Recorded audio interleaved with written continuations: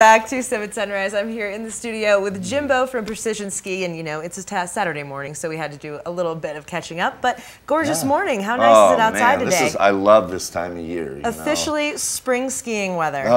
Boy, I skied not yesterday, day before, and I mean it was so creamy out there. I mean this is spring skiing. At its best. At its best, yeah. And I think a good thing to note, you know, when the springtime comes along, well, that is the time you're trying to get all the inventory out of the store, so sales. It's a great time to pick up on equipment, of course, if you're needing some boots or some skis. And, you know, I thought it'd be interesting to give everyone the heads up about some numbers to pay attention to when you're out shopping, you know. So looking at the boots, you know, boots have a number on them. Like here, this is 22. Yep. This one over here, I don't know. This is like a 28 or a 29, 26.5. What that is the measure of your foot, okay, in centimeters.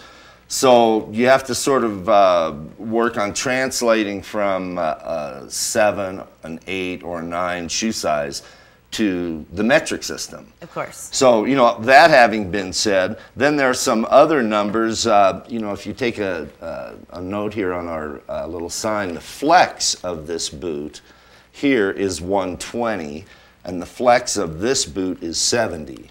That's some key information to know.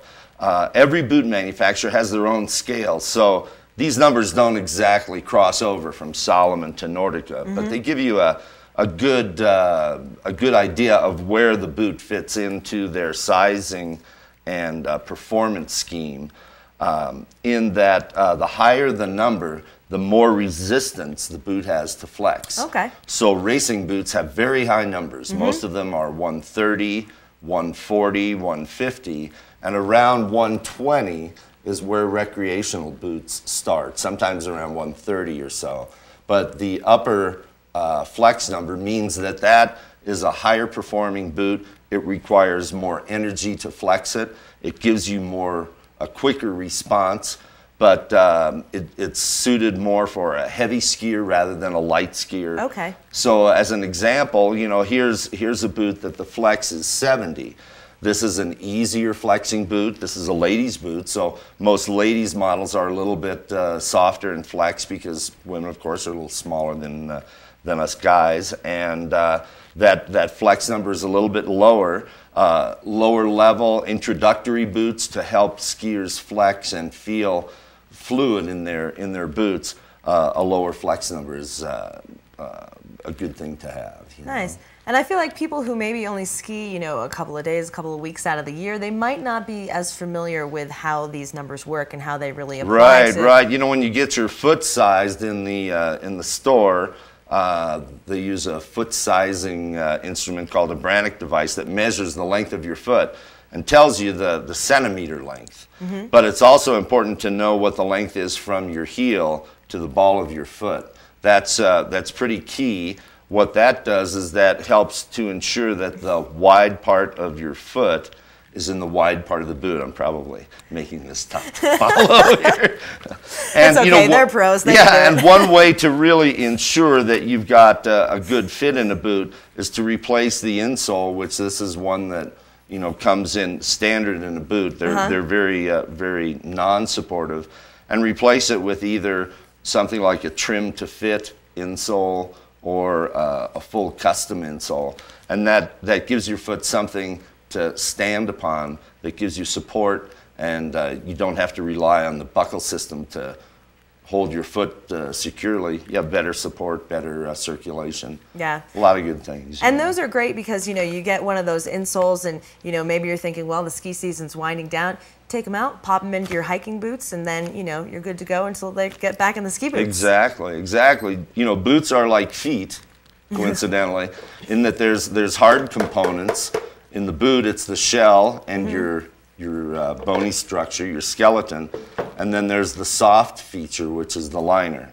The shell gives you the performance, and the liner gives you the comfort.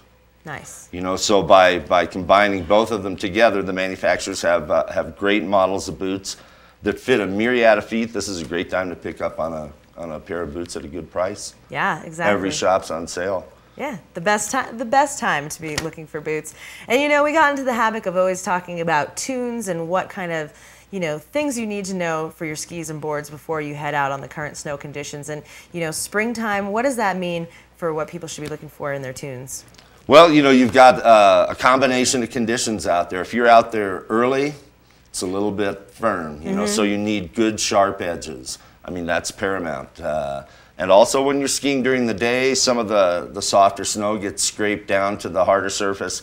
You need good edges then as well. And then you also need to have wax. You know, if you've been skiing in the spring, sometimes you come out of the shadows into the sun and you feel your skis. You're slow they slow down.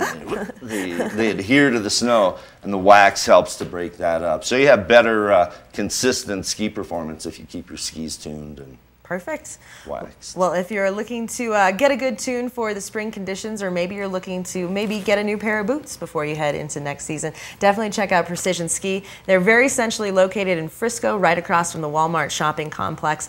You can head in there, and especially if maybe you're a little bit confused about the numbers that we were talking about, well, the staff over there is super friendly and helpful. They are incredibly knowledgeable, and they will get you set up and good to go for these last couple of weeks we have in the season, which is exciting. You bet. We're right next to Cammy's Yogurt, the new yogurt shop in Frisco. Yes, that is Grab the a talk little of the town. pot of yogurt and come over, try some boots on. It sounds like a great day to me. Yeah, that's a jam-packed afternoon. I like that.